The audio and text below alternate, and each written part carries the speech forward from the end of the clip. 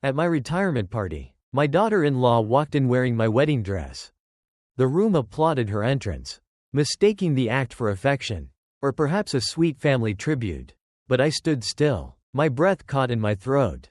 That dress, lace-trimmed, ivory, passed down from my mother, was something I hadn't seen in years. And no one had asked. Especially not her.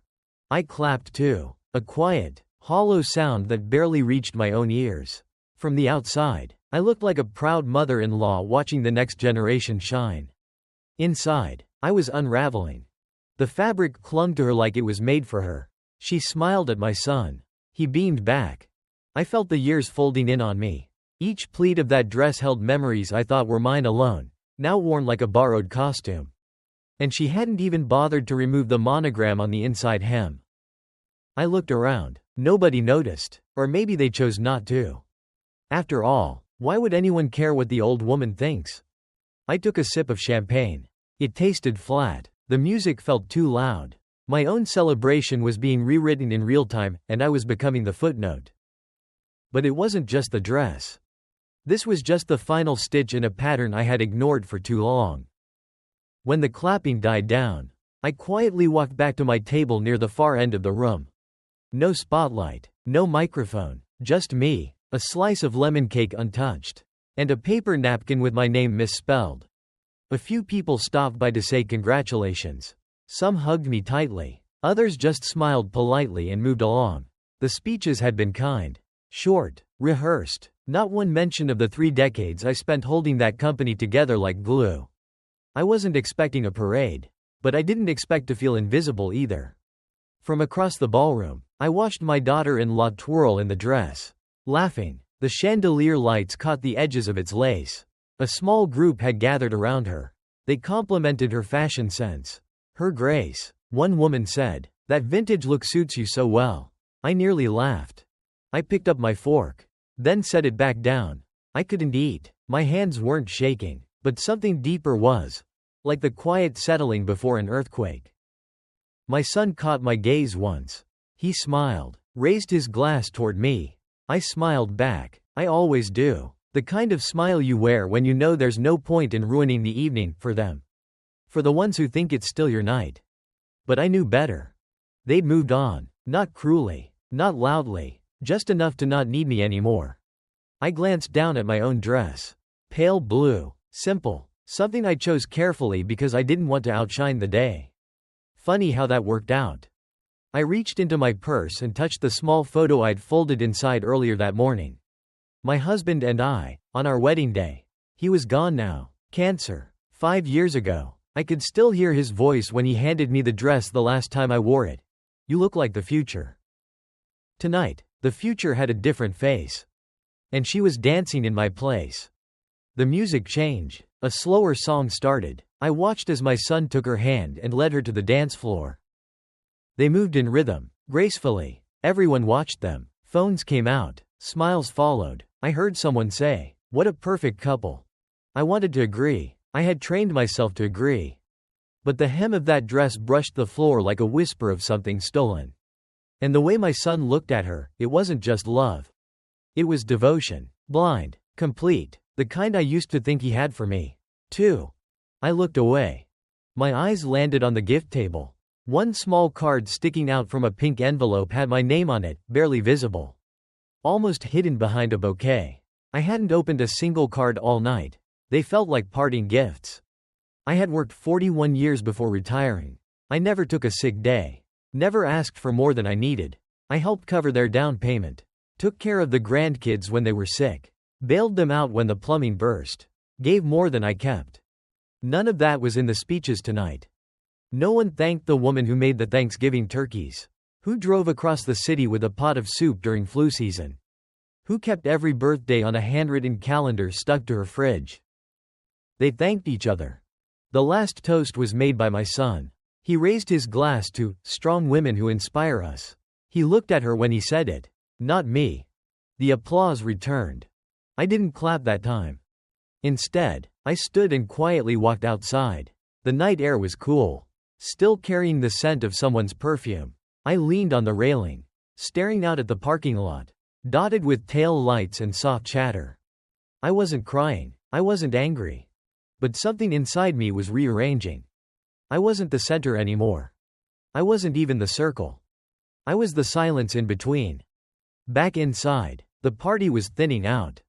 Plates were half empty, chairs pushed back. The music was softer now. Just background noise. People were saying goodbyes with tight hugs and polite words they wouldn't remember in the morning. I returned to my table. My purse was right where I left it. So was the envelope with my name on it. I opened it. Inside was a printed card. No handwriting, just, "Thank you for all your years of dedication. Enjoy this next chapter." No signature. No mention of my name. Not even a, "Love. Us." I placed the card back into the envelope and tucked it into my bag. My daughter-in-law approached then. Alone. Her smile still bright. Still camera ready. She sat down across from me, crossing her legs delicately like she had nothing in the world to hide. "You were beautiful tonight," she said. It wasn't a compliment. It was a statement, like pointing out the weather. I didn't respond. I just looked at her. Really looked. She knew I knew. That was the difference. We weren't playing polite anymore. Her hand reached for the centerpiece, adjusting a rose that didn't need adjusting. "I hope the party was what you wanted," she added. I looked down at her wrist. She was wearing the silver bracelet, the one my husband gave me the year after our honeymoon. I hadn't seen it in years. I thought I'd lost it. Apparently not. I raised my eyes, met hers. "Where did you find the dress?" I asked. She blinked, just once. "In the attic," she said smoothly. "Your son gave me the key last spring. I thought it was vintage, meaningful." I nodded. "It is." Her expression didn't change, but something behind her eyes flickered. A crack in the surface. "I figured you wouldn't mind," she said. I smiled then, just slightly. "I don't," I replied. "I'm done needing it." She hesitated. "Well, that's good to hear." Then she stood, smoothed her dress, and walked away. I stayed seated. The bracelet still shimmered under the ballroom lights. So many things had been taken quietly. So many lines crossed with a smile. But now I had seen clearly. And I wasn't going to unsee it. When I got home that night, I didn't turn on the lights. I dropped my keys on the hallway table, slipped off my shoes, and walked barefoot across the cool wooden floor. The house felt smaller somehow. Or maybe it was just quieter than usual. I sat down at the kitchen table, still wearing the same pale blue dress. The bracelet on my wrist caught a sliver of moonlight. It looked just as it did decades ago, except now. It didn't shine the same way. I opened the drawer by my side, pulled out the old envelope I'd kept hidden there. Inside was a letter, handwritten, the ink slightly faded but still readable. It was from my husband. He'd written it 6 months before he passed. I'd found it tucked inside one of his books after the funeral. "If anything ever feels off, trust your instinct. The house is yours. The accounts are too. I've left instructions with Martin." Martin, his lawyer, a man who had never looked me in the eye at the wake. Now I knew why. He had something waiting for me. I placed the letter next to my untouched tea and stared at it for a while. The words weren't angry, just certain. For years, I'd convinced myself the shift in my family was natural. Kids grow up, priorities change, boundaries evolve. But now, I wasn't so sure it had been that innocent. My husband had noticed it too. And he tried to protect me in the only way he knew how. The next morning, I called Martin, asked for a meeting. He didn't sound surprised, just told me to come by before lunch. When I arrived, he handed me a file. No words, just placed it on the table between us. Inside were documents I'd never seen before. Updated titles, quiet transfers, contingency plans. And one envelope marked with my name in my husband's handwriting. I opened it slowly. Inside was a note, just one line. "For when silence stops working." I folded the paper, tucked it back into the envelope, and looked up. Martin waited. "So," I said, "how do we begin?" "We began with a signature." Martin slid the first form across the desk. "This restores your legal authority over the house," he explained. "Your husband never finalized the transfer to your son. It was still contingent on mutual agreement." I signed. 1 page, 1 pen, 1 decision to stop pretending. The next few forms were related to the accounts. I didn't ask how much. I didn't need numbers. I just needed control. Everything has been dormant, Martin said, but intact. He never removed you. So while they were planning dinner parties in my kitchen, I still held the keys. While she wore my dress, I still owned the closet. Martin paused before closing the file. He really did try to make sure you'd be okay. I nodded. He knew I wouldn't fight back right away. And now?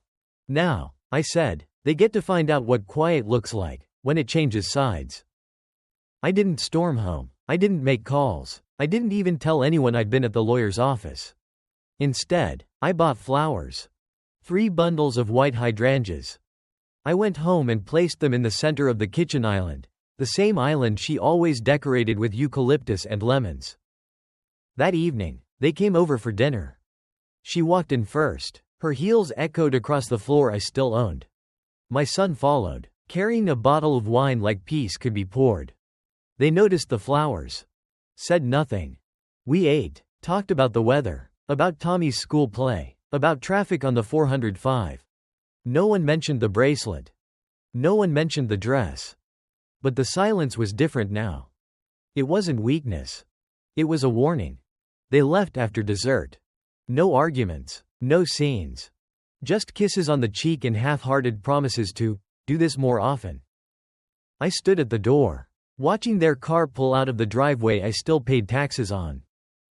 The hydrangeas remained on the counter. Bright, fresh, untouched. I sat at the kitchen table. Same spot, same view, only now, something had shifted, not in them, in me. I wasn't waiting for them to change anymore. I was waiting to decide when I'd stop pretending. That night, I went through the guest room closet. I pulled out a box I hadn't opened since he died. Letters, receipts, one photograph I'd nearly forgotten. It was my husband, standing next to her, years before she married my son. The angle wasn't romantic, but the look on his face was. I stared at it for a long time. Then, quietly, I slipped it into an envelope. The next day, I mailed it to myself. To create a paper trail. Not for revenge. For clarity. By the end of the week, I had new locks installed. Nothing dramatic, just necessary. When my son called that weekend, asking if they could use the house for a brunch, I paused. Then answered softly. No. He hesitated. Is everything okay? Everything's finally where it belongs, I said, and I intend to keep it that way. There was silence on the line. Then a clipped, all right. We'll figure something out. Yes, I thought. You will. Weeks passed. No one mentioned the brunch again. The house stayed quiet, peaceful, like it had been waiting for me to reclaim it. I started doing little things I'd put off for years. Repainting the guest room. Replacing the curtains in the den. Throwing out mugs I didn't like but kept because someone once said they were funny. I wasn't angry. I wasn't healing. I was cleaning. One morning, I brewed a full pot of coffee and made exactly 1 cup. No visitors, no schedule, just silence that belonged to me. Later that afternoon, I found a voicemail on my phone. It was her. Hi, just wanted to say thank you for dinner the other night. The flowers were beautiful. Also, I noticed the bracelet. It looked good on you. There was a pause. Then she added, I guess some things really do belong to the right person. Eventually. I didn't call back. Not out of spite. But because there was nothing left to say. Some people need explanations, closure, big moments. Me? I needed stillness. I opened the windows, let the breeze move through the house, watched the curtains dance without permission. Then I stood in the middle of the kitchen, the hydrangeas long gone. And I whispered to no one. I was never just the background. Spring came early that year. The trees outside my window bloomed with quiet confidence. No announcements, no permission. Just growth. I spent mornings reading, afternoons walking, evenings listening to old jazz records my husband used to hum along to. The silence wasn't heavy anymore. It was mine.